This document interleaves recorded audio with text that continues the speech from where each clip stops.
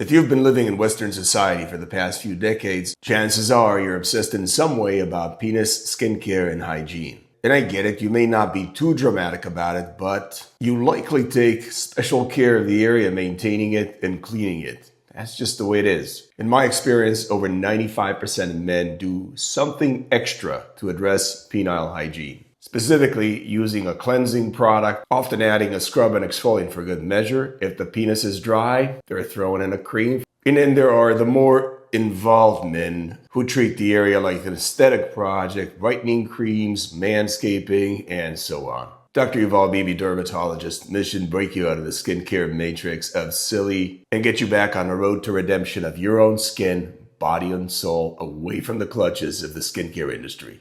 Here are the most common skincare penile moves that men make, why they are unnecessary, and at the end of the video, I'll blow your minds with the ridiculously simple and cost-effective, as in the best way of taking care of the area and at a fraction of the cost. So using anything pretending to cleanse the area is an absolute fool's errand.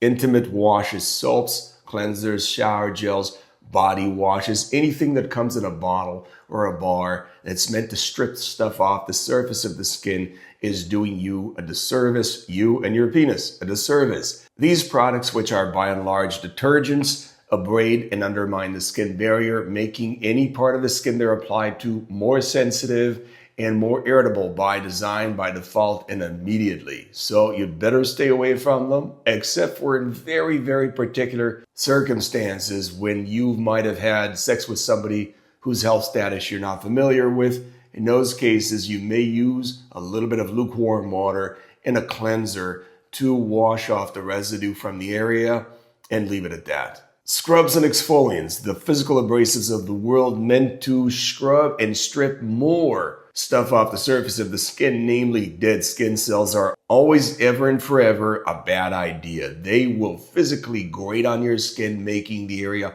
more sensitive than it has a right to be, and certainly make it more likely to get irritated, as in feeling very unpleasant, red and raw, potentially taking you out of commission. So buyers beware and better stay away from those. Manscaping products, well, you really want to be careful with the way you remove hair from the area. I'm not a big fan of genital hair removal because it does open up the door to a variety of issues, namely taking out the cushioning that pubic hair provides for sexual intercourse, and then opening up the door to irritation and infection of the area. Specifically in men, genital warts does come into mind when you start removing your pubic hair. Then there are the deodorants, essential oils, and other fragrance devices to add a little sprinkle of joy to the area in the form of fragrance or scents. Those can be potentially irritating to the area, not to mention that the pubic area does have its own fragrance that is not naturally offensive. If you must use some form of deodorant, use a regular armpit deodorant. And now the minimalist, cost-effective skincare that is ridiculously simple to implement. So what do? Well, first of all, do no harm. When you do wash the area, don't make it a thing of washing the area. Just let the water drip on the skin. You'll be just fine. The area does not need to be cleansed in any particular way. It is not exceptionally dirty. There's no bacterial issues on the area naturally, and the microbiome of the penis is necessary for the health of the skin of the penis. So be as conservative as you can with washing and cleansing the area.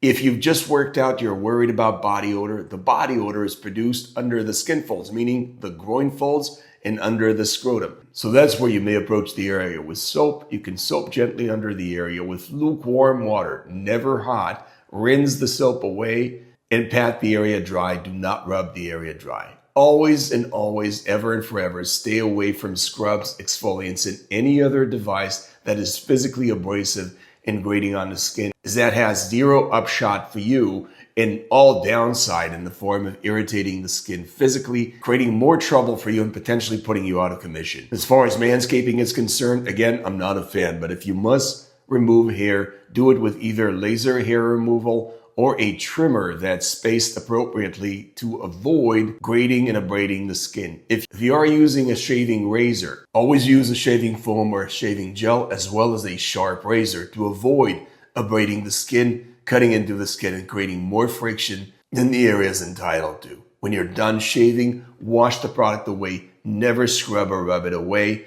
as this will create another element of friction over the area. When you're done with shaving or hair removal, consider these abrasive practices. Don't forget to moisturize the area right after you're done with an occlusive such as Butter Oasis Moisturizing Balm or Butter Blossom Moisturizing Balm. Very small amounts will do, applied over the entire area of treatment. I generally don't recommend using fragrance or any kind of deodorant on the area. If you must use some sort of a deodorant, make it a minimalist deodorant, the type you would use under the armpit that has a very low ingredient count. And remember, the natural scent of the area is perfectly fine. All you need to do is leave the area alone. The scent will be fine. Let me know in the comment section what kind of crazy skincare practices you've been implementing over the privates. Also, don't forget to share, like, and subscribe for more no BS skincare advice. See you next time. God bless.